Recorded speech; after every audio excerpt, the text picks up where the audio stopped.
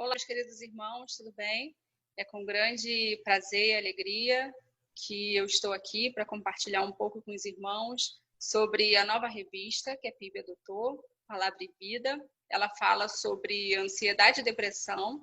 Acho que é bem propício, né, a este tempo, tem muito a ver com o momento em que nós estamos vivendo. E se você deseja ter essa revista física em mãos, nós temos 2 irmãos da igreja que estão com exemplares dessas revistas em suas lojas. Então, é a loja do irmão Josiel, que fica no Calçadão de Éden, aberto de segunda a sexta, de 9 às 13 horas.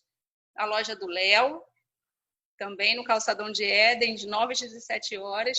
E na própria igreja, Primeira Igreja Batista de Éden, de segunda a sexta, de 9 às 17 horas. Lembrando que a gente não está incentivando ninguém a sair de casa, mas se por acaso você sair, evitando aglomeração, percebendo que está vazio, você pode ir nesses pontos retirar a revista. E ela também fica disponível para download e a gente pode disponibilizar, tá? Só fazer contato com os canais de atendimento da PIB. Então, vamos lá, né? A gente está passando por um momento diferente, um momento inesperado, né? Momentos em que ninguém esperava. E a ansiedade e a depressão também têm feito parte desse tempo, né? A ansiedade, ela é normal do ser humano, né? A ansiedade, todo mundo passa por ela, querendo ou não. Todos passam por medo, por aflições, aquele momento, aquele sentimento meio paralisador, né, de que não sei o que vai acontecer. Tem aquela ansiedade boa também, né, de quero que chegue logo, quero que aconteça, né, ansiedade para aquele grande dia chegue. Então, a ansiedade tem seus momentos positivos, né, e seus fatores que são normais. Mas, se não cuidada, ela pode virar uma ansiedade patológica. Então, ela pode ser uma doença. E a depressão também, ela é oriunda dessa ansiedade grande, né, da tristeza profunda. Então, nós vamos estudar um pouco mais sobre esse tema para a gente entender um pouquinho das causas, dos efeitos, de como combater, de como diferenciar uma coisa da outra. E eu espero que esse tempo seja muito proveitoso para todos nós. Então, eu preparei um material sobre esse assunto, baseado na revista, e você pode acompanhar agora o tema, o conteúdo, junto com um pouco da minha experiência nesse tema no próprio consultório ou em estudos que eu tenho feito. E eu espero que seja proveitoso para vocês, assim como tem sido proveitoso para mim me aprofundar um pouco mais nesse tema. Então, a primeira lição dessa revista, ela fala sobre o crente e o sofrimento.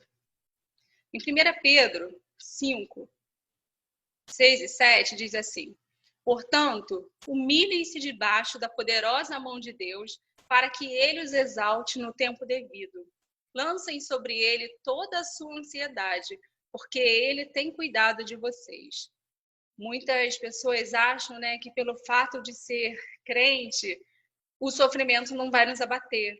Pelo fato de sermos justos, nós não vamos ser acometidos de sofrimento, de tristeza, de notícias ruins. Mas tudo isso, né, inerente da existência humana, todos nós estamos sujeitos a isso. Seja justo ou seja não injusto, né? Seja aquela pessoa que frequenta uma igreja ou aquela que nunca ouviu falar da igreja, aquela que tem fé ou a que não tem. Todos estamos sujeitos a isso. Então, o sofrimento, ele afeta 3 áreas da nossa vida: o aspecto físico, o emocional e o espiritual. No aspecto físico, pode causar doenças, obesidade. No aspecto emocional, depressão, ansiedade. No aspecto espiritual, afastamento de Deus, falta de fé.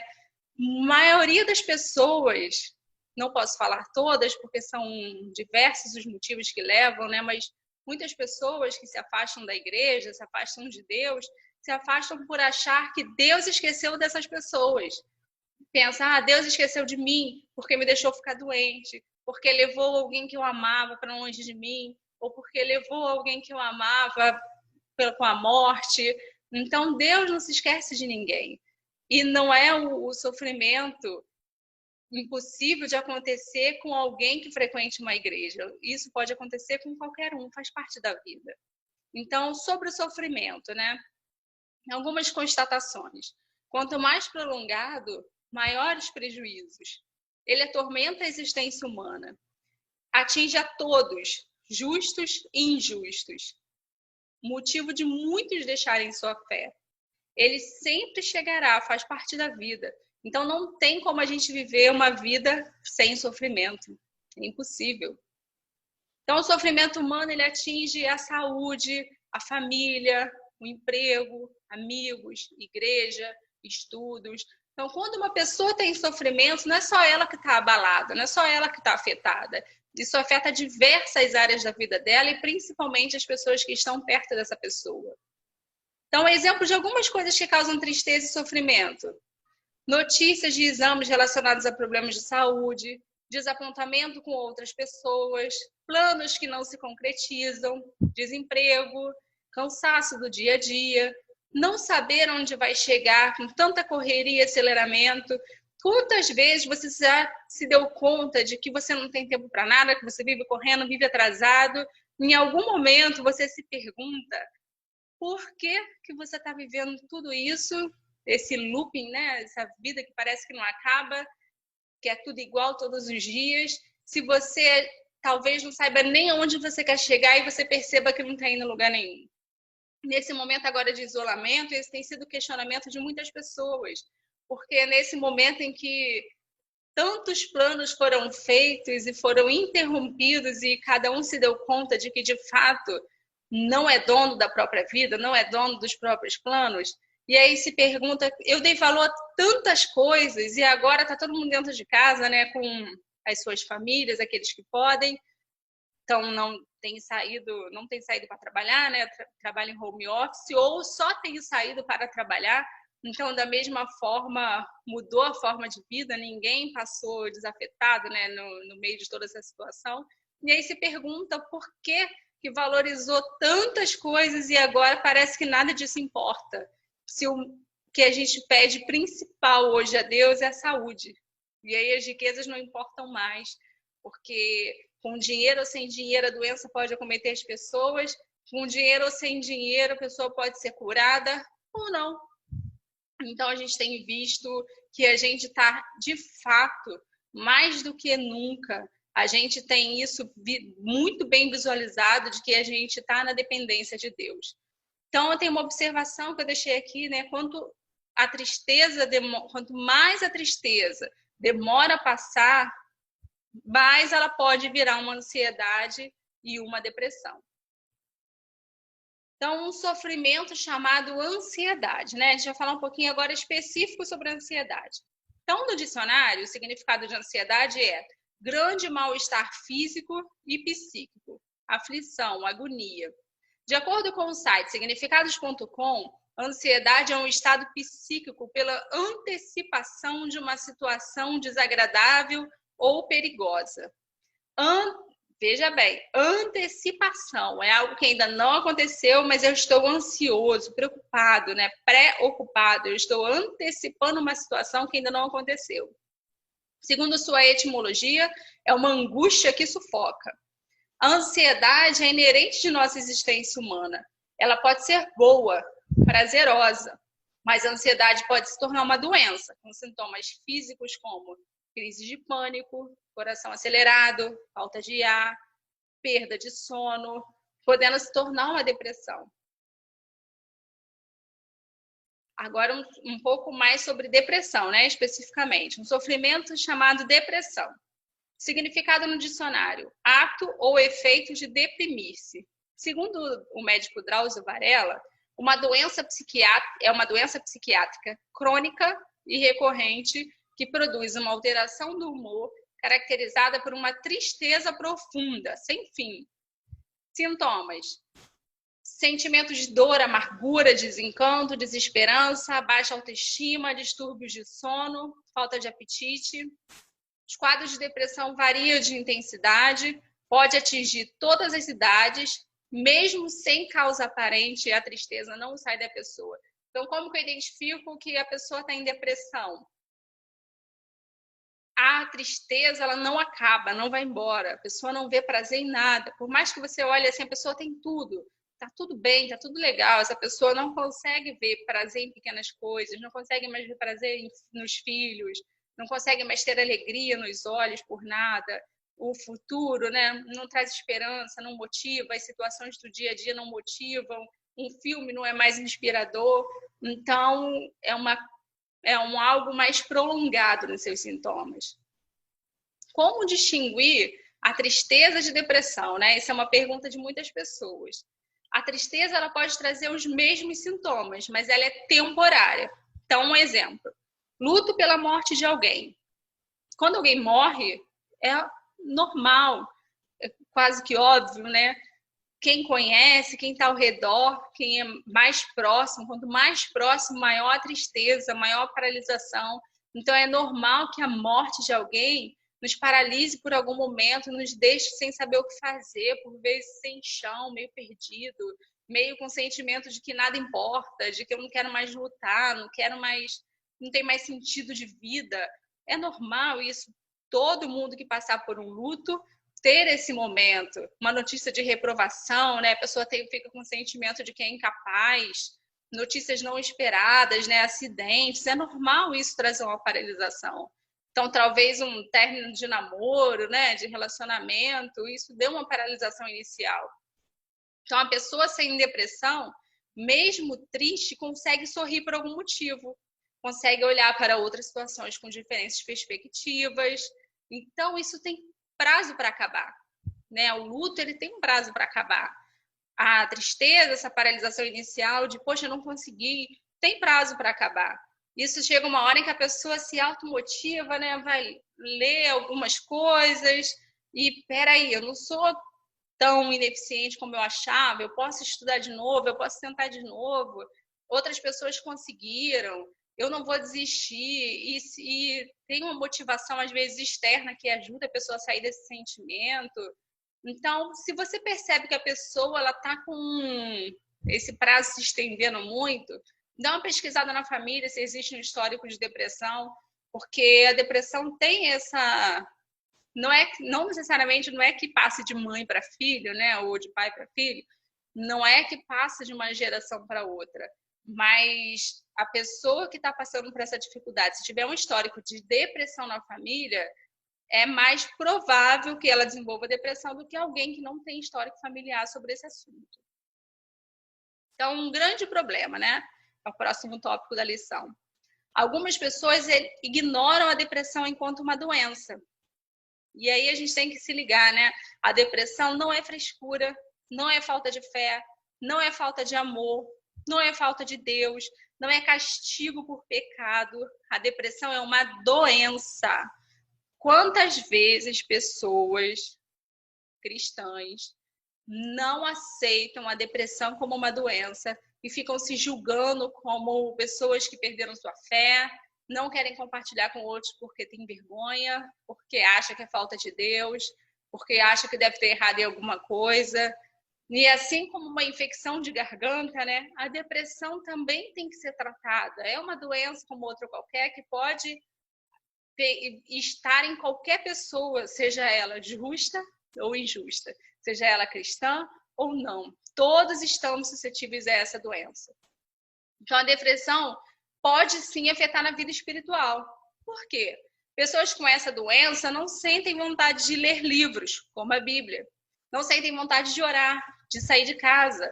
Então, não é só de não sentem vontade de ir à igreja, mas ela também não sente vontade de visitar ninguém, de estudar, de trabalhar. Então, ela perde a vontade de sair como um todo, de conversar. Então, se a pessoa não quer conversar, ela faz um isolamento social, inclusive de quem está na mesma casa, e ela se isola de Deus. Então, a comunhão com Deus ela fica afetada não por pecado, mas por doença. A pessoa ela deve ser levada ao médico e ser tratada por remédios e tratamento adequado com o psicólogo. Então, além de ser levada ao médico, psiquiatra, ela precisa de um tratamento adequado com psicólogo. O tratamento de depressão e ansiedade patológica exigem orações, sim, e visitas constantes aos psiquiatras e psicólogos. São doenças muito sérias que paralisam as pessoas. Por que que ela deve ser acompanhada por 2 profissionais, pelo menos? O psiquiatra, só ele pode passar remédios, assim como a gente toma remédio de pressão quando necessário, né? O psiquiatra ele passa um remédio para ajustar hormônios, ajustar aquilo que ele percebe que está em falta, para levantar hormônios que tragam alegria para aquela pessoa, né? E ele muitas vezes não faz muito além de passar esse remédio. E o psicólogo ele dá o suporte. Então, através da terapia, né, através das conversas, vai se percebendo onde que foi a origem disso e vai tratando, vai dando um suporte emocional, vai dando armas para a pessoa conseguir lidar com aquilo e aos poucos tirar o remédio. Se a pessoa toma só o remédio e não faz um tratamento com psicólogo, há uma tendência a, quando cortar o remédio, a pessoa cair de novo.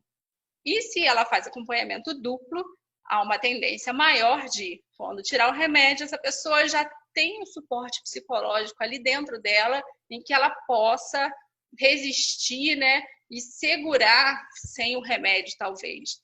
Mas não pensem que todos que tomarem o remédio, uma hora essa doença vai passar. Tem pessoas que tomam pela vida inteira.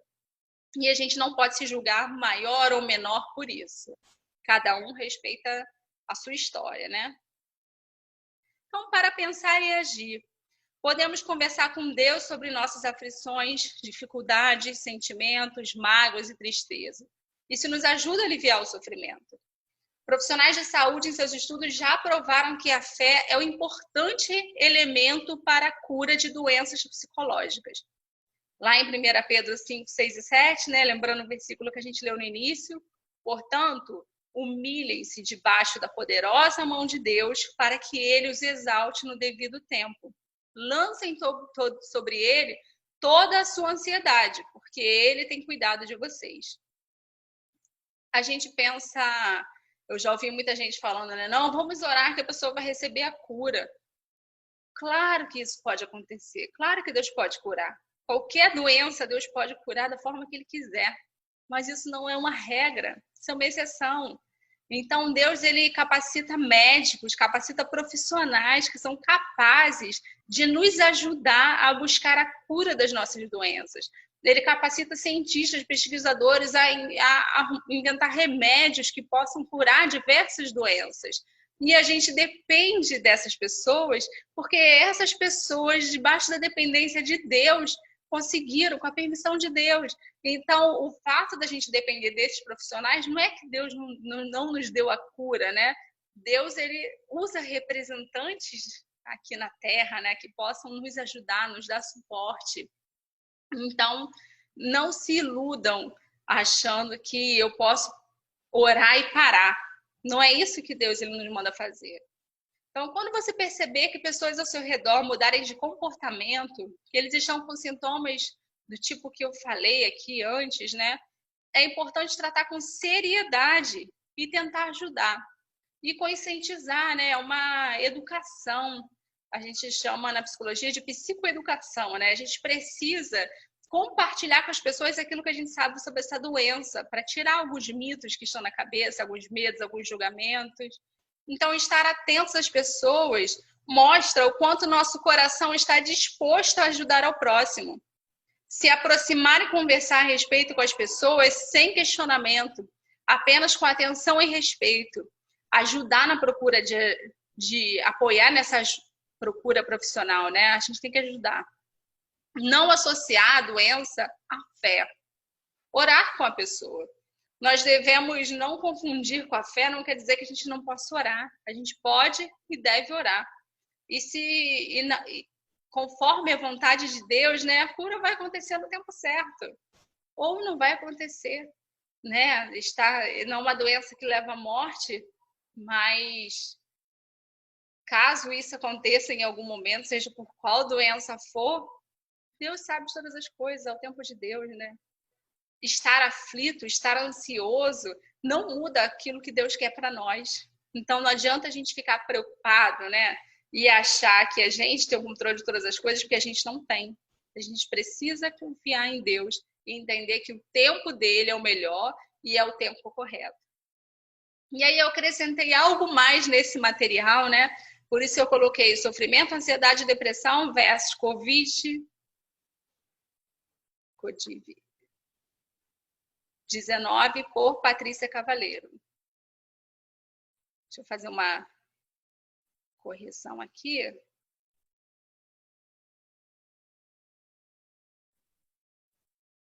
Pronto. Eu destaquei que fui eu que escrevi para não confundir com o material da revista, né? Então, culpem a mim.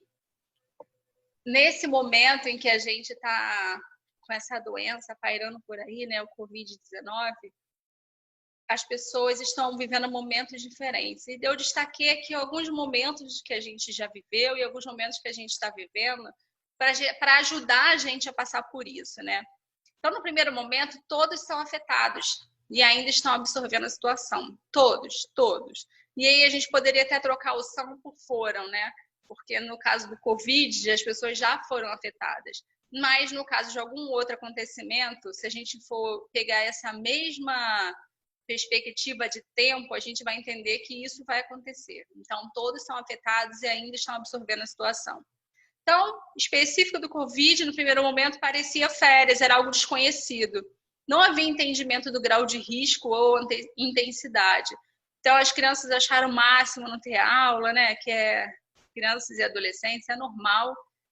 Até talvez quem já adulto que já esteja fazendo curso, faculdade, né? Achou legal, 15 dias de férias, né? Num período em que a gente não esperava.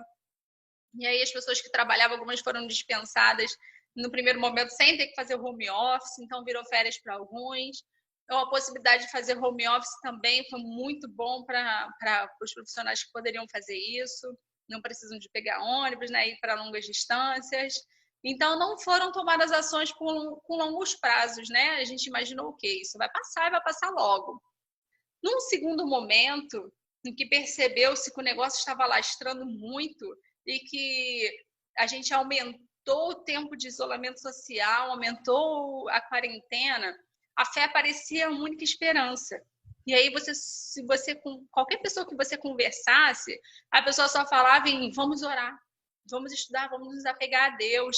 E aí você acompanhou aí nas redes sociais lives por todos os lados, com pregações, lives de mensagens de esperança, postagens falando sobre fé, esperança, né, sobre ajuda, apoio mútuo. Então, houve um apego muito grande à fé e um esquecimento dos planejamentos pessoais e profissionais. Até, né, a gente percebe, lembra que a gente falou lá sobre o luto? A gente percebe que algumas coisas não importam mais. Hoje, o que importa? É a gente ter saúde, a gente não perder os nossos, é a gente dar conta de sobreviver, e sobreviver bem, né? E no terceiro momento, a tristeza e o susto inicial passaram e deram lugar a planejamentos mais pensados, mais prolongados, a ações sociais, a reinvenções das formas de trabalho, a novos planos, novas estratégias. A gente não sabe quando tudo isso vai acabar, né? Há quem diga que é previsto lá para setembro, há quem diga que daqui a um mês vai ter algumas liberações, não sabemos. De fato, não sabemos. E a gente precisa se reinventar até mesmo para sobreviver, para não perder alguns planos. Para alguns segmentos se deram muito bem, né? Multiplicaram os seus ganhos, seus rendimentos, né? Farmácias, supermercados, hospitais particulares. Então, tiveram um aumento no seu rendimento financeiro, algo que não era também esperado, né? Eles foram, apesar do momento ser muito ruim financeiramente para esses segmentos, foi bom. Para alguns profissionais foi bom. Para profissionais que trabalham com e-commerce, né? Essa venda virtual também foi algo que as lojas buscaram por isso, então também aumentou a parte de clientes. E para outros segmentos foi horrível, foi péssimo. Então a gente tem pessoas que nesse momento estão se reinventando para sobreviver. E as igrejas também estão passando por um momento de aprender a ser igreja, né? Sair de quatro paredes, e cuidar uns dos outros, e se reinventar. E o alcance das igrejas agora está muito maior, porque as pessoas estão suscetíveis a ouvir. Então, mais pessoas estão ouvindo falar desse amor de Deus. Através da internet, mais pessoas são alcançadas. Então, a gente pode ver que, por diversas perspectivas, também há coisas positivas em tudo isso. E aí eu deixo aqui um alerta, né, uma atenção. Pelo tempo de quarentena, nós estamos no estágio 3. Então, se você está vendo pessoas próximas a você que ainda não avançaram para esse estágio, que estão em negação, que não entendem o que está acontecendo, que paralisou, que só sabem sentir medo, que estão aprisionadas a esse sentimento de morte, ou talvez um sentimento de não pegar essa doença de jeito nenhum, que estão apegadas somente a viver para essa doença, ou estão presas a noticiários, né? Ajuda, acenda o alerta, tente ajudar a pessoa a chegar nessa fase, a ter novas perspectivas, para que isso não vire uma doença para essa pessoa, para que isso não vire uma ansiedade patológica, para que não vire uma depressão. Então, ajude essa pessoa a se reinventar, a descobrir novos prazeres, ajude essa pessoa, talvez, tem coisas bobas que a gente pode fazer, né? Fazendo coisas que agradem essa pessoa, ajudando essa pessoa, talvez, a descobrir prazeres em ver filmes, em ver séries, em ler livros, a se apegar a Deus, a fazer novas receitas culinárias. Então, a buscar novos tempos, novos sonhos, né? A ter perspectiva para além do Covid. Que a gente possa ajudar uns aos outros a superar esse tempo. Então, nossa primeira lição, ela falou do crente e o sofrimento. E eu espero que tenha sido proveitoso para todos nós. Eu deixei aqui no último versículo, que está em 1 Coríntios 15, 58, que diz: portanto, meus amados irmãos, sede firmes e constantes, sempre abundantes na obra do Senhor, sabendo que o vosso trabalho não é vão do Senhor. Então, não desanimem, não parem. Tudo está debaixo da mão de Deus. Tudo está dentro do tempo e da perspectiva dele. Então, confie, somente confie, porque todo o trabalho é no Senhor. Nosso trabalho, de fato, é descansar e confiar nesse Deus. Eu deixei um material de estudo e prática. Então, eu vou ler ele rapidamente, mas se alguém quiser, a igreja pode disponibilizar esse material, a gente pode postar todo esse material. Então, a gente pode, em família, né, ou em grupo, pensar: temos alguém em nosso meio com esses sintomas? O que temos feito de útil neste tempo? Podemos pegar uma situação difícil como exemplo e rever os sintomas das pessoas que passaram por elas juntas, percebendo se foi paralisador temporário ou se ainda permanece. Refletir sobre as vezes em que julgamos pessoas com esses sintomas e ajudar a divulgar sobre a seriedade da doença. Orar por pessoas que estão com os sintomas. Incentivar aquelas que precisam de tratamento a procurarem profissionais.